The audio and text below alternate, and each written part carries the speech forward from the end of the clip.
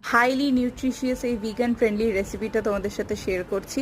Overnight কাবলি চানা, rajma, চাউলি beans আর সবুজ মুগ ডাল ভিজিয়ে রেখে পরের দিন সকালে ভিজানো রাখা সয়াবিন আর আলু আর সামান্য নুন দিয়ে সিদ্ধ করে রেখেছি।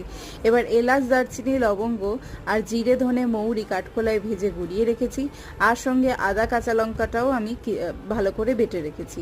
এরপর দেখো মশলায় শুকনো লঙ্কা, জিরে, ধনে গুঁড়ো, হলুদ রেখেছি, ফেটানো রাখা দই যেটা অপশনাল, আর আছে ধনেপাতা কুচি, টমেটো কুচি। কড়া গরম হয়ে হলে সর্ষের তেল দেবো। ফোড়নে দিয়েছি শুকনো লঙ্কা আর জিরে, তারপরে আদা, কাঁচা লঙ্কা বাটা, শুকনো লঙ্কা, হলুদ, তারপর ধনে জিরে গুঁড়ো, নুন, চিনি আর সামান্য একটু জল দিয়ে ভালো করে কষিয়ে নেওয়ার পর টমেটো দিয়েছি।